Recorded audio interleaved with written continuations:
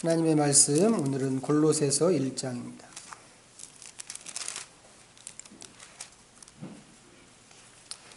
(324면) 골로새서 1장 16절.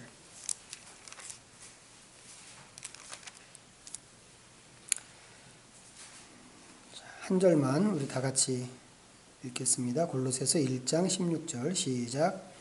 만물이 그에게서 창조되되 하늘과 땅에서 보이는 것들과 보이지 않는 것들과 혹은 왕권들이나 주권들이나 통치자들이나 권세들이나 만물이 다 그로 말미암고 그를 위하여 창조되었고. 아멘.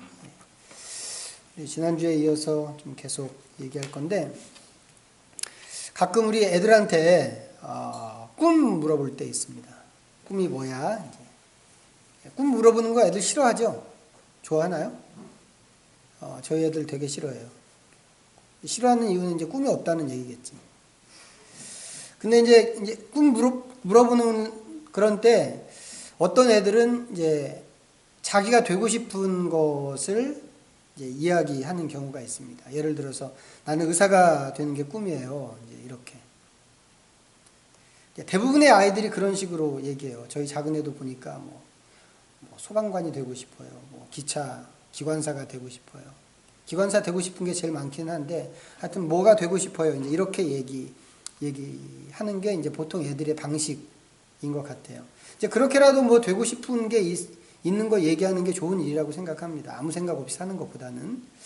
자, 그런데 이제 이렇게 보통 되고 싶다라고 하는 이 얘기가 이제 엄밀하게 들여다보면 꿈이 아닌 경우가 되게 많습니다. 그걸 되고 싶은 거를 되게 어려워서 그런 게 아니고, 그런 차원이 아니고, 꿈을 물어봤는데 아이들이 대답할 때는 꿈을 이야기하지 않고 직업을 이야기하더라는 거예요. 난 이런 직업을 갖고 싶습니다. 이제 앞에서 말씀드린 것처럼 의사가 되고 싶은 아이가 이제 있습니다. 그러면 다시 묻죠. 왜 의사가 되고 싶은데?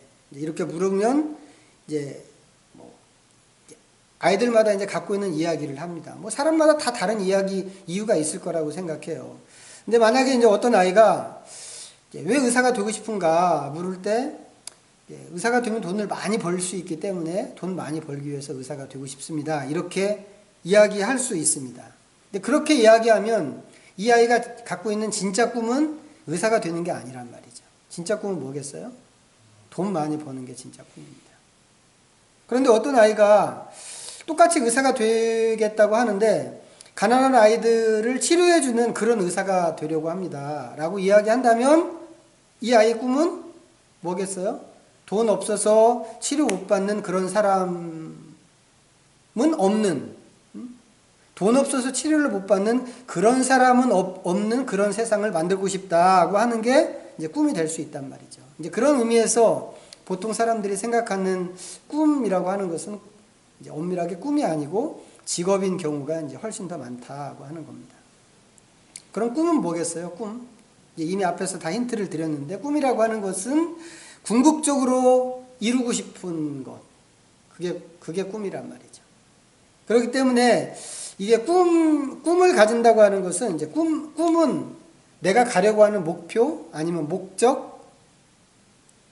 이제 바꿔서 이야기할 수도 있습니다. 이에 비해서 직업은 그 목적하는 바를 이루기 위해서 필요한 어떤 도구 내지는 하나의 과정이라고 할 수 있습니다.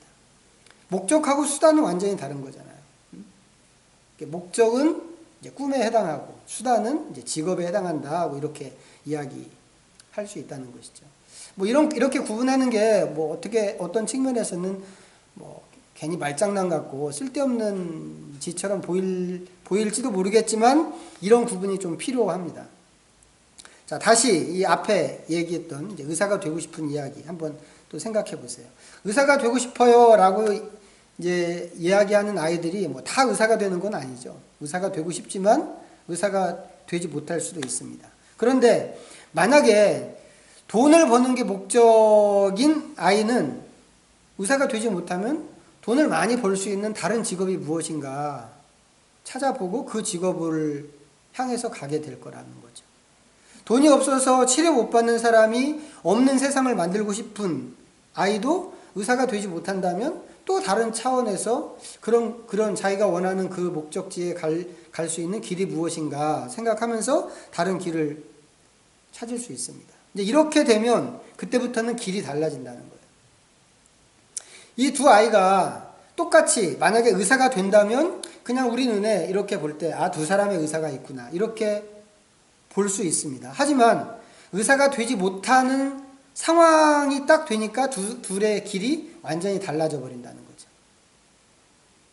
무엇에 의해서 이런 차이가 생기는가? 그건 전적으로 내가 가려고 하는 목적지가 어딘가에 의해서 요 차이가 생긴다고 하는 것입니다. 이렇게 볼 때 우리는 어떨까? 그럼 우리는 어떤 목적을 갖고 사는가? 우리가 가려고 하는 목적은, 가고자 하는 목적은 어디인가? 이런 삶의 목적 같은 거 우리 옛날에 배웠거든요. 기억하시는지 모르겠는데 중고등학교 시절에 인생의 목적이 무엇인가? 교과서에 나오는 얘기였어요. 기억하세요? 그 중고등학교 때 배운 인생의 목적? 다 기억 못하는 표정인데 인생의 목적, 교과서에서 말하는 인생의 목적은 자아실현이라고 그랬습니다. 자아실현. 그리고 청소년기에 그 자아실현을 목적으로 삼고 준비하고 뭐 부단히 노력하고 해야 된다는 뭐 그런 내용들을 기억하는데 선생님들도 당연히 그렇게 가르쳤죠. 교과서에 그렇게 있으니까. 그런데 실제로 우리가 사는 삶에서 보면 자아실현을 위해서 사는 사람이 몇 명이나 있겠어요? 거의 없지 않을까 싶습니다. 더군다나 요즘처럼 어려운 시기에는 더더욱 뭐 자아실현 같은 거 꿈도 꿀 수 없습니다. 대학에 갈 때 뭘 보고 가나요? 내 꿈, 뭐 내 적성 이런 거에 의해서 가기보다는 성적 보면서 눈치 봐가면서 대학 간단 말이죠. 대학을 졸업하면 어떻게 하나요?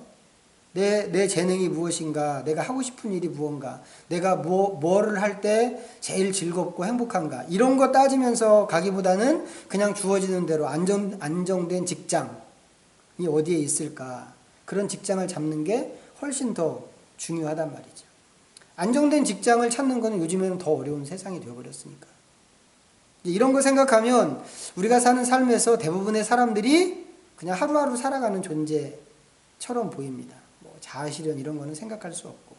물론 이제 자기가 되고 싶은 모습을 그려놓고 그것을 이루기 위해서 아주 독하게 준비하는 사람들도 있기는 있습니다. 하지만 대부분은 그냥 산단 말이죠. 학교에서 배웠던 건 뭐예요? 학교에서 배운 인생의 목표. 이거는 그냥 교과과정에 나오는 그런 얘기일 뿐이란 말이죠. 교과서에 나오는 그런 것을 생각하면서 산다고 하는 것은 실제 우리 현실을 생각해 보면 어떻게 보면 사치처럼 보일 정도로 삶이라고 하는 게 전혀 이렇게 동떨어지고 이 간격이 굉장히 큽니다. 그런데 우리가 지난주에 뭐 얘기했나요? 지난주에 얘기했던 것과 지금 이제 이 결부된 얘기여서 오늘 이렇게 길게 장황하게 이런 얘기로 시작했는데 우리에게 있어서 하나님이 생각하시는 인생의 목적이 있다고 하는 겁니다.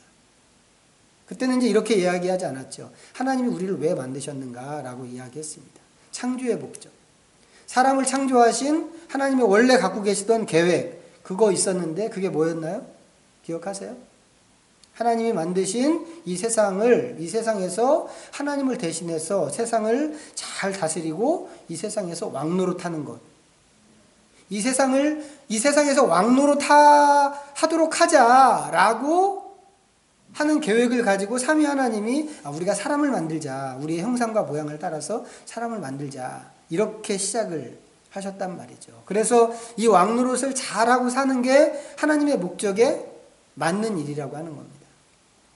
자, 조금 아까 시작할 때 골로새서 말씀 읽었어요. 1장 16절 말씀. 이 말씀은 이제 이것도 역시 창조의 범위를 좀 이렇게 규정해서 이야기하는데 역시 이야기하는 거는 비슷한 얘기죠. 지금 말씀드린 것하고 만물은 여기 보니까 만물은 하나님에 의해서 창조되었습니다. 보이는 세상뿐만 아니라 보이지 않는 영역까지 전부 하나님이 창조하셨습니다. 보인다, 보이지 않는다는 뭘로 규정하나요?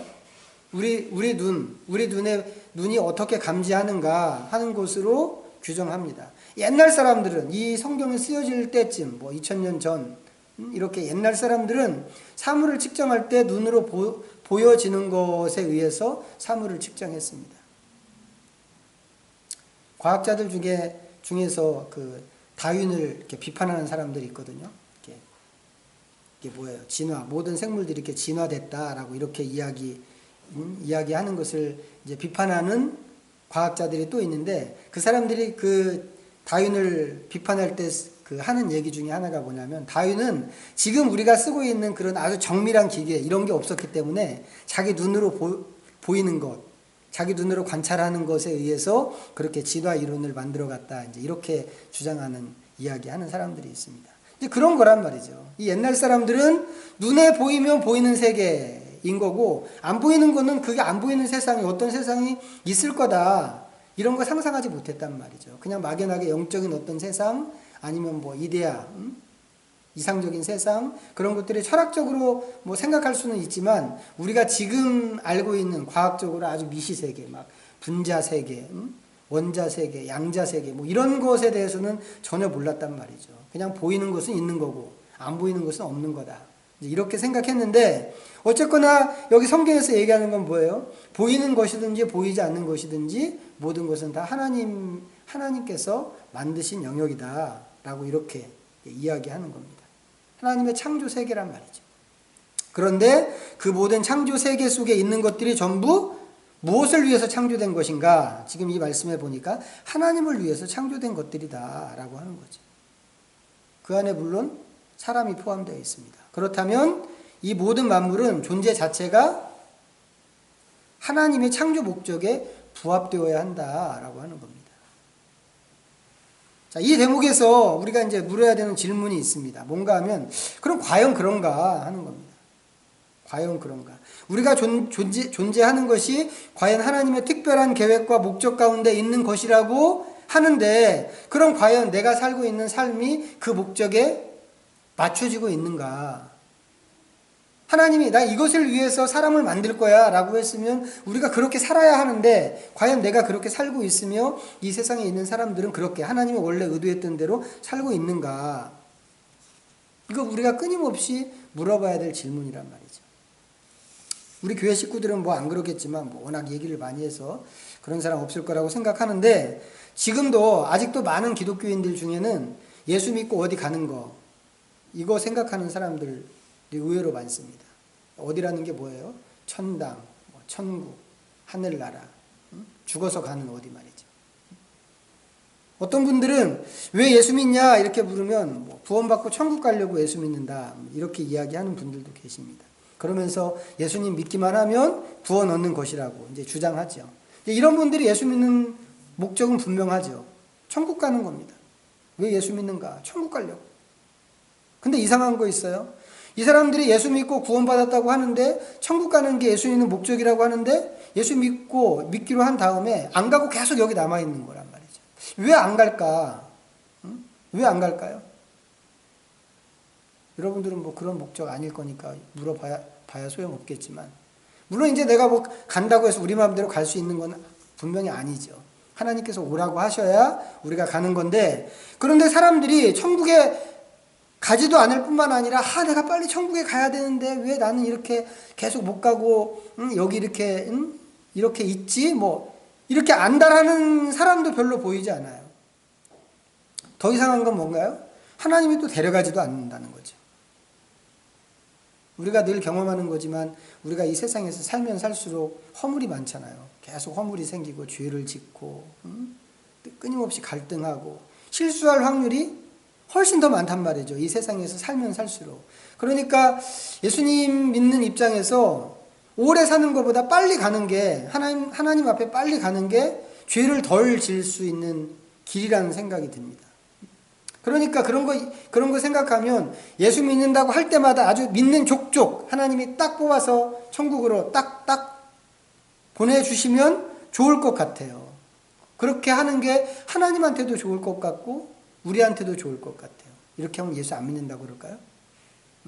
그렇게 빨리 내가 예수 믿으면 그 순간 하나님 나라 탁 가버린다고 한다면 예수 안 믿는다고 그럴까? 하나님 나라가 얼마나 좋은 곳인지 모른다면 그렇게 할 수 있죠. 근데 우리가 정말 천국 가는 게 목표라고 한다면 그거 기쁘게 생각할 수 있어야 된단 말이죠. 그리고 그렇게 바로 믿는 순간 딱 하나님께서 보내주면 우리한테 그게 유익할 것 같아요. 그런데 하나님이 그렇게 안 하신다 이거죠. 하나님이 안 데려가시니까 우리는 그냥 여기 또 살아야 합니다. 뭐 내 마음대로 갈 수는 없으니까. 자, 그렇다면 이 세상에 그냥 여전히 살아야 한다고 할 때 어떻게 살아야 잘 살았다고 소문이 날까? 가장 바람직한 것은 우리가 목적을 갖고 살아야 된다는 것이죠. 어떤 목적이요? 어떤 목적? 하나님이 나를 이 세상에 처음에 만들려고 했던 그 목적. 목적이라고 하는 것은 이제 궁극적으로 이루고 싶은 것이라고 아까 처음에 말씀을 드렸습니다. 옛날에 뭐 지금도 그러는지 모르겠는데 옛날에는 이제 뭐 우리 청년 때 말이죠. 뭐 여러분 다 비슷할 텐데 기독 청년들이 늘 공통적으로 하는 고민들이 있었어요. 결혼에 대한 하나님의 뜻이 무엇입니까? 뭐 직업이나 아니면 진로에 대한 하나님의 뜻이 무엇일까?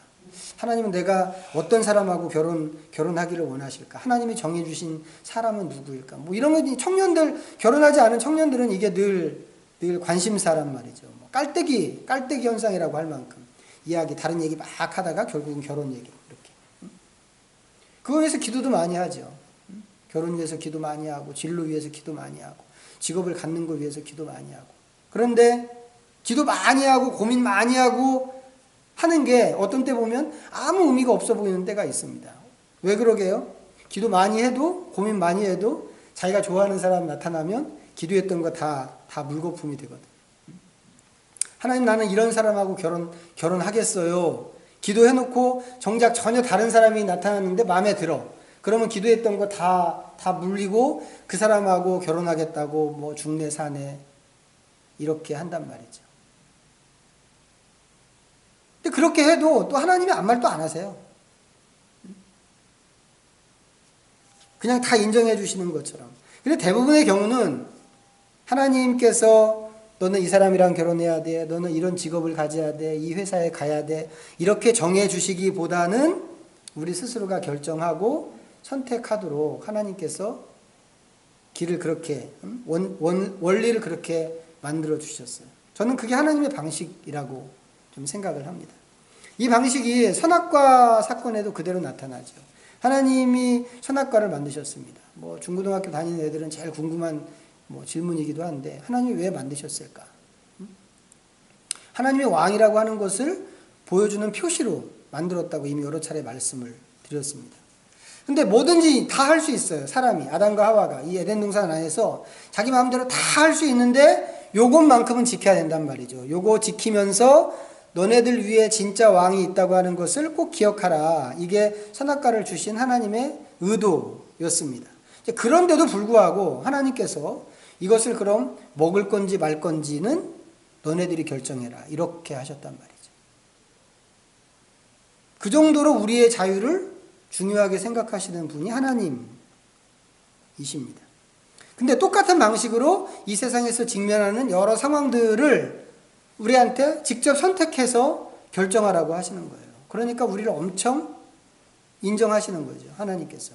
그런데 그러면서도 여전히 하나님 마음 깊은 곳에 하나님이 바라시는 것이 있을 것이다 라고 하는 겁니다. 그게 뭘까? 그것은 하나님이 좋아하시는 것, 하나님이 의도하셨던 것을 우리가 선택하기를 하나님이 바라신다고 하는 겁니다. 처음에 의도하셨던 것, 그게 뭐라고 그랬어요? 처음에 인간을 창조하실 때 의도하셨던 것, 그것 말이죠. 아까 읽었던 말씀에 의하면 그를 위하여 창조되었고 골로새서 1장 16절에 있는 대로 하나님이 원하시는 것을 우리가 선택하고 결정해서 그 방향을 향해서 가기를 하나님이 원하신다 이겁니다. 그런데 희한하게 하나님은 강제하지 않으세요. 꼭 이렇게 해야 돼. 이렇게 안 하면 큰일 나 라고 강제는 하지 않는단 말이죠. 여전히 우리가 선택하기를 하나님은 원하시는 것 같아요. 하나님이 강제로 하도록 그렇게 못하실까요? 충분히 하실 수 있죠. 어떻게 해서든지 우리를 억지로 우리가 알든지 모르든지 그것을 하나님이 원하는 것을 선택하지 않고는 못 견디게 하나님은 그렇게 하실 수 있지만 하나님은 그렇게 강제하지 않으십니다. 왜 그러게요? 강제하는 것은 사랑이 아니기 때문에 그렇다 이 말이죠. 하나님이 받고 싶은 것은 사랑을 받고 싶은 것이지 어떤 일의 결과물만 가지고 툭 던져주면서 하나님 이거 받으세요. 하나님 이거 원하시는 거잖아요. 이렇게 하는 것을 하나님은 원하지 않는다고 하는 겁니다. 그래서 다시 돌아가면 하나님이 목적하신 바를 우리의 목적으로 삼아서 그것을 스스로 기쁘게 자원해서 선택하고 가는 것을 하나님이 소원하신다라고 하는 것입니다. 자, 빌립보서 1장에 있는 말씀 한번 보겠습니다. 이거 전에 읽었던 말씀인데 다시 한번 읽을 건데 318면 1장 20절부터 22절입니다. 빌립보서 1장 20절부터 22절. 자, 같이 읽습니다. 시작. 나의 간절한 기대와 소망을 따라 아무 일에든지 부끄러워하지 않냐고 지금도 전과 같이 온전히 담대하여 살든지 죽든지 내 몸에서 그리스도가 존귀하게 되게 하려 하나니 이는 내게 사는 것이 그리스도니 죽는 것도 유익함이라. 그러나 만일 육신으로 사는 이것이 내 일의 10배일진데 무엇을 택해야 하는지 나는 알지 못하노라. 자, 이 말씀은 바울의 고백이죠. 죽는 것도 유익하고 또 나는 차라리 죽는 게 더 좋다고 하는 바울의 고백입니다. 그렇지만 아까 말씀드린 것처럼 하나님이 허락하지 않는 이상 죽을 수 없습니다. 그래서 천하의 바울도 그냥 이 세상에서 살아야만 하는데 살 수밖에 없는데 바울이 이야기하는 게 뭔가 그렇게 사는 우리의 인생 자체가 열매여야 된다라고 하는 겁니다. 사는 게 열매여야 된다.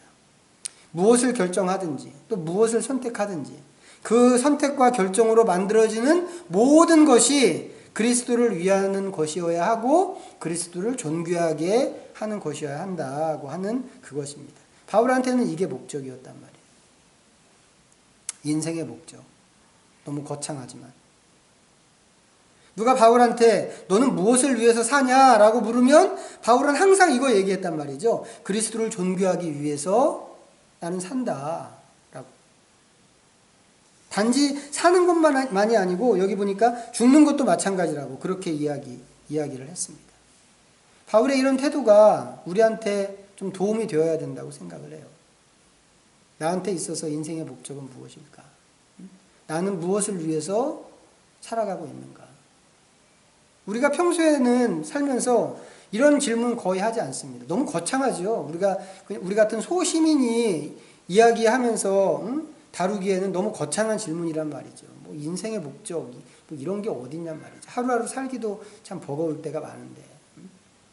그렇지만 이런 내 인생의 목적이 무엇인가 이런 것은 생각하지 않지만 그럼에도 불구하고 우리는 또 선택하면서 살아갑니다. 뭐 하루에도 막 수십 번, 수백 번씩 선택하고 결정해야 되는 상황들이 있단 말이죠. 여기 올 때도 선택하고 결정해서 온 거잖아요. 수요일 7시 반에 내가 무엇을 할 것인가? 교회 갈까? 교회 안 와도 다른 거 뭐 할 게 있죠. 교회 안 온다고 한다면. 근데 그거를 포기하고 교회 오는 것을 선택했단 말이죠. 이런 식으로 순간순간 모든 것들이 우리가 선택해서 만들어가야 하는 과정인데 이거 생각하면 선택이 우리의 인생이라는 생각까지 우리가 하게 됩니다. 그런데 이 선택은 우리가 선택하게 하는 어떤 기준이 있을 거라는 거예요. 그냥 아무거나 아무 생각 없이 그냥 무슨 감정되는 대로 생각나는 대로 기분에 따라서 그렇게 선택하는 사람은 없을 거라는 거죠. 물론 어떤 때는 어떤 것은 가벼운 선택이지만 어떤 것은 훨씬 중요한 선택도 있는데 그런 모든 선택 가운데는 나름대로 우리 안에 내가 이것을 택하겠다라고 하는 어떤 가치관이나 기준이 있을 거라는 것이죠. 우리가 이 인식을 하든지 인식하지 못하든지 간에 어떻게 보면 그런 것이 목적일 수 있습니다. 내가 추구하고 지향하는 목표. 바울은 그 목적을 염두에 두고 사는 사람이었는데 우리도 그렇게 되어야 한다고 지금 이 말씀에서 도전을 하고 있는 겁니다. 빌립보서 1장 말씀에서. 살든지 죽든지 그리스도를 존귀하게 하는 것을 삶의 목적으로 삼아라 라고 하는 거죠. 그러면 어떻게 할 때 그리스도가 존귀하게 될까? 마태복음 5장을 좀 볼까요?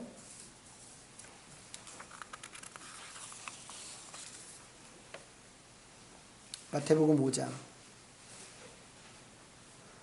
13절부터 16절입니다. 5장 13절부터 16절 읽겠습니다. 시작. 너희는 세상의 소금이니 소금이 만일 그 맛을 잃으면 무엇으로 짜게 하리요? 후에는 아무 쓸데없어 다만 밖에 버려져 사람에게 밟힐 뿐이니라. 너희는 세상의 빛이라. 산 위에 있는 동네가 숨겨지지 못할 것이요 사람이 등불을 켜서 말 아래에 두지 아니하고 등경 위에 두나니 이러므로 집안 모든 사람에게 비치느니라. 이같이 너희 빛이 사람 앞에 비치게 하여 그들로 너희 착한 행실을 보고 하늘에 계신 너희 아버지께 영광을 돌리게 하라. 너무 유명한 말씀인데 두 가지 메시지를 우리한테 주고 있습니다. 하나는 내가 누군지 알아야 된다라고 하는 거죠. 정체. 모든 사람들은 자기가 누군가에 대한 인식을 갖고 있습니다. 그리고 살아가는 과정에서 그 인식으로 말하고 그 인식으로 행동하고 이렇게 살아가죠. 아주 오래전에 옛날에 저희 고등학교 다닐 때쯤이었는데 국어학자 이희승 씨가 쓴 딸깍발이라는 수필이 있었어요. 저기 묵정동, 서울 묵정동, 옛날에는 이제 남산골이라고 그랬대요. 그 남산골에 있는 이제 새님들 이야기인데, 이제 그 새님들이 이제 늘 양반들이지만 이제 늘 글공부는 하는데 벼슬은 한 번도 못하는 이제 그런 사람들입니다. 그러니까 이 사는 것 자체가 아주 굉장히 비루하죠. 벼슬을 조그만 벼슬이라도 좀 해갖고 나가야 그래도 입에 풀칠이라도 하고 살 텐데 그런 게 없으니까는 맨날 정말 빌어먹는 사람들처럼 이제 그렇게 사는 그런 사람들인데, 이제 그 이희승 그 학자, 국어학자가 여기 이제 쓴 글에 뭐라고 이야기했냐면, 그렇게 비루하게 사는 사람들인데도 불구하고 그 사람들 안에 선비로서의 기계가 있었다. 이런 얘기를 하는 겁니다. 지금 생각하면 되게 웃기는 얘기죠. 아니 피죽도 못 얻어먹는 그런 놈들인데 무슨 기계는 무슨 기계일까? 이런 생각이 들 수 있고, 그렇게 기계를 갖고 산다고 하더라도 그거 전부 허세 아닌가 하는 생각이 좀 들 수 있습니다.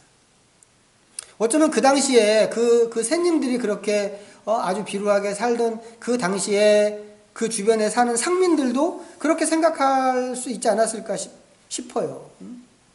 피죽도 못 얻어먹는 주제에 꼴에 양반이랍시고 거들먹거린다는 둥, 그런 생각을 대놓고는 못하지만 뒤통수에다 대고 욕처럼 그렇게 하는 사람이 있지 않았을까 싶은데, 그럼에도 불구하고 그 새님들이 그렇게 살았다는 것이죠.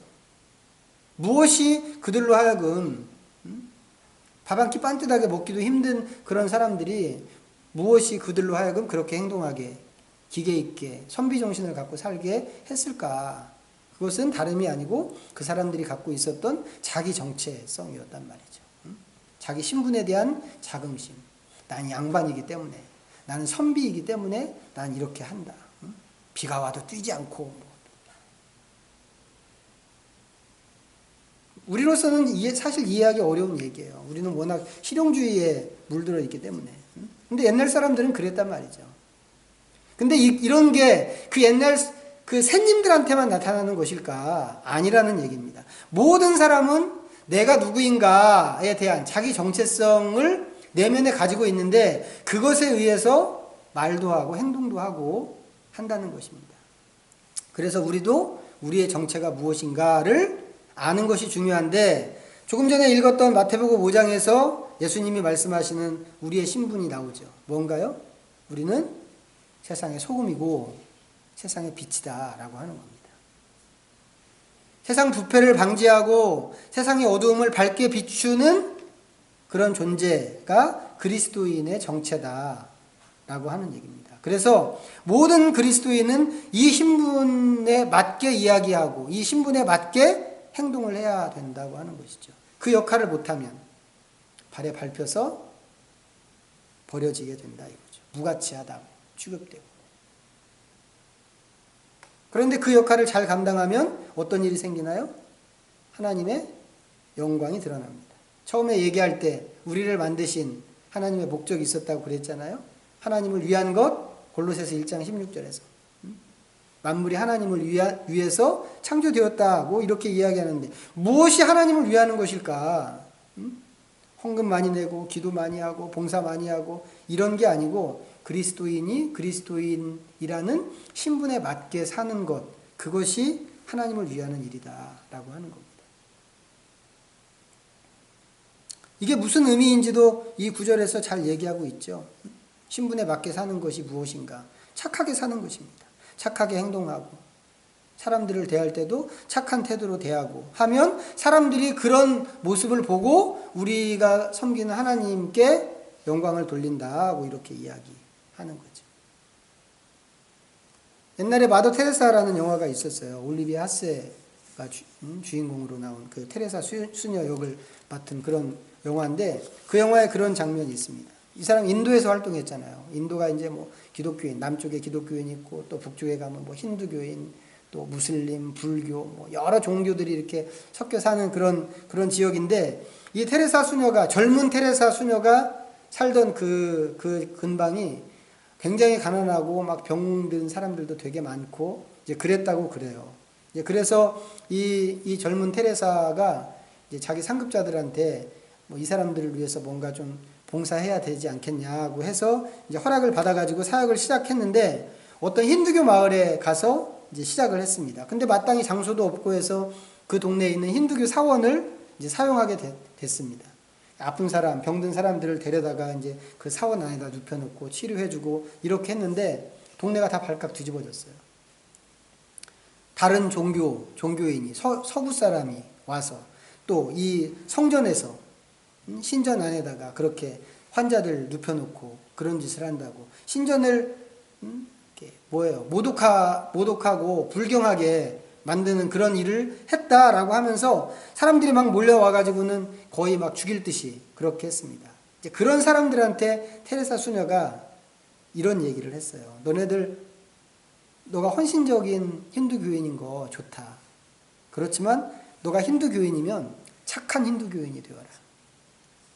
기독교인이면 착한 기독교인이어야 되고 무슬림이면 착한 무슬림이 되어야 한다. 이런 얘기를 했습니다. 막 화가 나서 온 사람들이 거기 눕혀져 있는 이 환자들 봤잖아요. 힌두교 환자들인데. 근데 자기들이 같은 힌두교인인데 여기 이 아픈 사람들 돌봐주지 않았는데 기독교인이 와가지고 이 사람들, 이 병자들을 치료해주고 있단 말이죠. 이 사람들이 아무 말 못하고 그 자리를 떠나갔습니다. 이런 상황들은 누구라도 이해가 되죠. 누가 착하고 누가 착하지 않은지 다 알 수 있습니다. 누가 나쁜 사람이고 누가 좋은 사람인지 사람들이 다 안단 말이죠. 종교심이 좋은 거하고 사람이 착한 거하고는 별개다라고 하는 것도 우리가 다 아는 얘기입니다. 예수님 말씀이 그런 거란 말이죠. 너희가 너희 신분에 맞게 착하게 산다면 그것으로 다른 사람들이 하나님께 영광을 돌릴 것이다. 그리고 하나님은 그런 삶이 우리에게 있을 때 그게 하나님의 창조 계획에 합한 것이다 라고 말씀하시는 거란 말이죠. 아까 읽었던 그 마태복음 5장에서 우리 정체를 빛이라고 이렇게 이야기했습니다. 우리가 왜 빛인가요? 왜 빛입니까? 자, 요한일서 한 장만 볼까요? 요한일서 1장.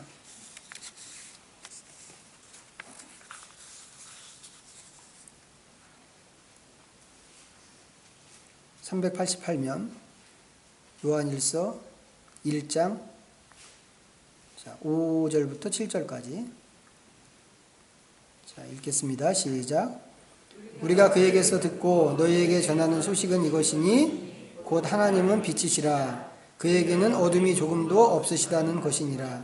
만일 우리가 하나님과 사귐이 있다 하고 어둠에 행하면 거짓말을 하고 진리를 행하지 아니함 이거니와 그가 우리도 빛 가운데 행하면 우리가 서로 사귐이 있고 그 아들 예수의 피가 우리를 모든 죄에서 깨끗하게 하실 것이요. 그리스도인이 왜 빛인가?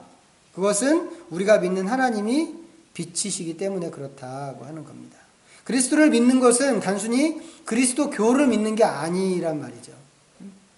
그리스도교 안에서 형성된 어떤 정해진 종교 행위를 하는 것, 그것도 아닙니다. 그리스도를 믿는다고 하는 건 뭔가 하나님과의 관계를 회복하는 것이 그리스도를 믿는 것입니다. 관계를 회복한다고 하는 건 사귐을 갖는 것이죠.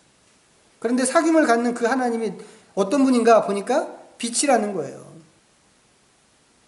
그러니까 빛과 사귀는 사람도 당연히 빛이 되어야 한다는 것이죠. 빛이 있는 곳에 어둠이 머무를 수 없으니까. 정리하면, 우선 하나님은 빛이십니다. 그리고 그 빛을 근원으로 해서 우리도 빛이 되었다고 하는 이야기가 되게 중요한 이야기입니다. 여기에서 우리의 정체가 빛이다라고 하는 이제 결론이 나왔습니다.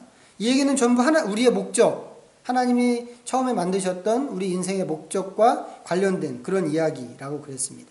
우리는 빛이기 때문에 빛답게 살아야 하는데, 그렇게 살 때 사람들이 하늘에 계신 우리의 아버지 하나님에게 영광을 돌리고, 또 결국은 이 모든 것이 우리를 만드신 하나님의 창조 목적에 부합하는 일이다라고 그랬습니다. 교리문답서에 보면, 특히 이제 웨스트민스터 소유리문답과 대유리문답에 보면 이런 질문이 나옵니다. 첫 번째 질문에 사람의 제일 되는 목적이 무엇입니까? 다 아시죠? 다른 건 몰라도 이건 아시죠? 사람이 제일 되는 목적이 무엇입니까? 제일 되는이 뭐예요? 첫 번째. 사람의 첫 번째 목적이 무엇입니까? 교과서적으로 얘기하면 인생의 목적이 무엇인가? 모든 사람이 가져야 되는 인생의 목적이 무엇인가? 이 얘기죠. 우리가 그런 말을 하면서 살든지 그렇지 않든지 간에. 근데 교리책이 그걸 물어보고 있는 거예요. 인생의 목적이 무엇인가? 대답은 하나님을 영화롭게 하고 영원토록 그를 즐거워하는 것입니다. 이 질문과 대답, 이 교리서에 나오는 질문과 대답이 오늘 말씀드린 설교의 내용입니다. 장황하게 이야기했지만 우리는 살아감에 있어서 오직 하나님의 영광을 위해서 살아야 한다라고 하는 거죠. 우리만 그런가요? 교회 바깥에 있는 사람들도 그래야 된다 이 말이죠. 왜요? 저 사람들은 하나님도 안 믿는데 그럼에도 불구하고 저 사람들도 하나님의 영광을 위해서 살아야만 한단 말이죠. 왜 그럴까요? 하나님이 그걸 위해서 만들었기 때문에 그렇다 이 말이지. 그걸 위해서.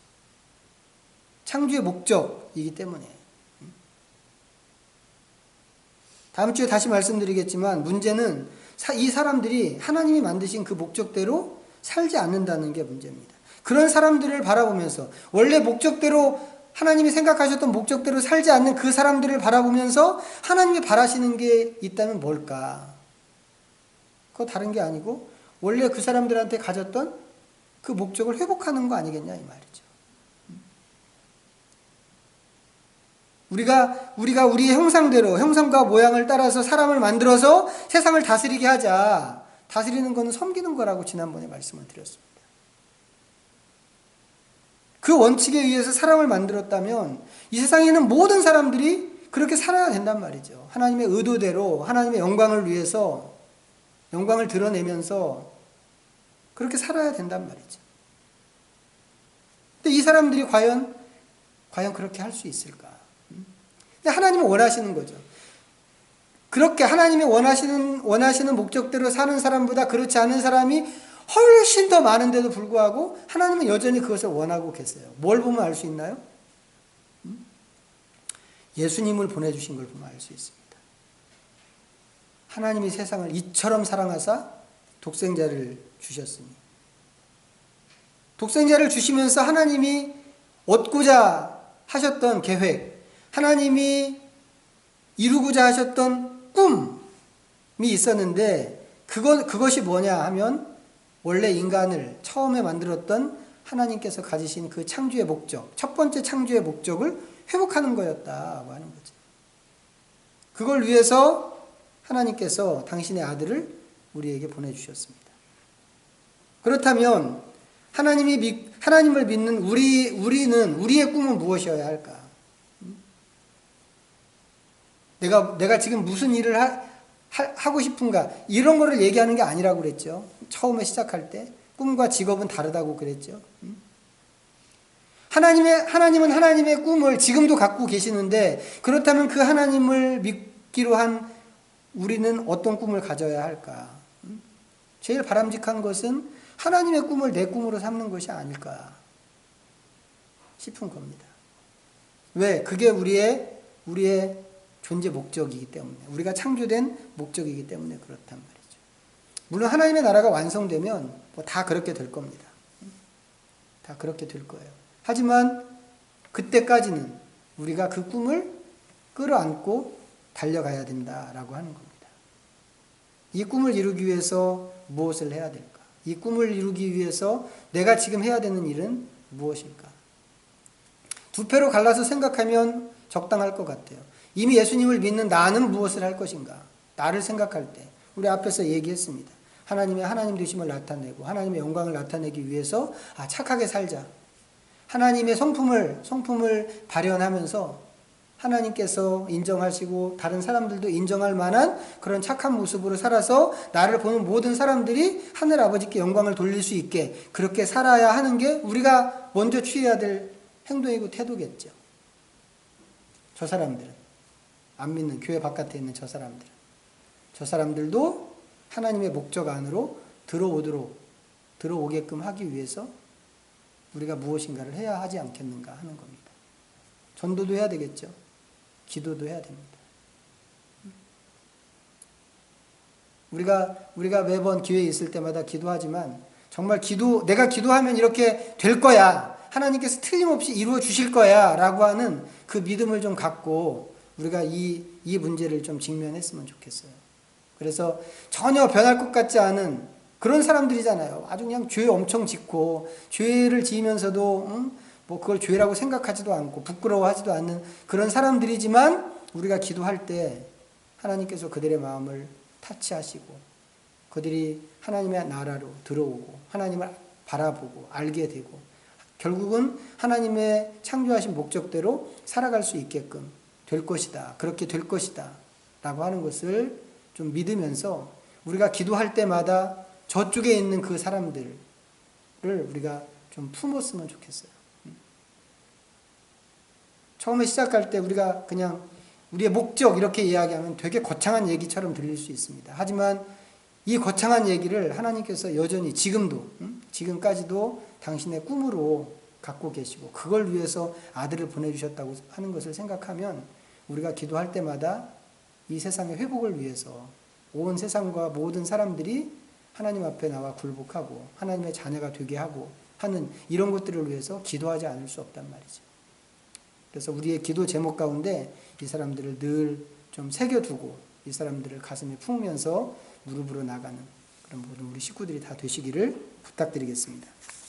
기도합니다. 하나님 아버지 고맙습니다.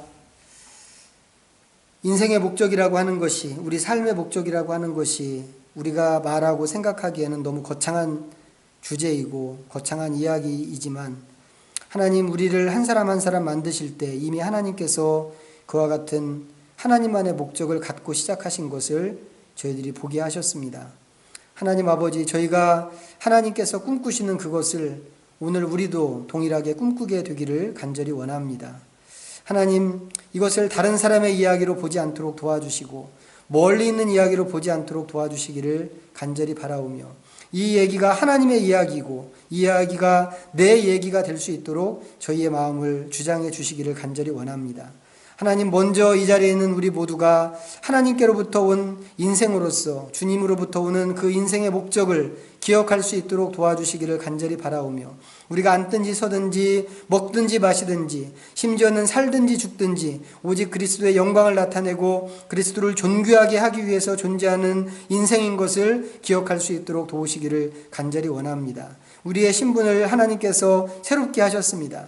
우리를 세상에 빛이고 또 소금이라고 이렇게 명명하셨는데 과연 세상의 그 부패를 방지하고 어둠에 가득 차 있는 이 세상에 빛을 비치는 있는 그러한 우리 자신이 될 수 있도록 저희를 붙잡아 주시기를 원하옵고, 그런 우리의 모습을 통하여서 하나님의 영광이 더욱더 드러나도록 하나님 저희와 함께 해주시기를 간절히 원합니다. 하나님, 오늘 훨씬 더 많은 사람들이 주님을 반대하고 주님을 믿지 않고 따르지 않고 오히려 등지고 사는 것을 저희들이 안타깝게 생각합니다.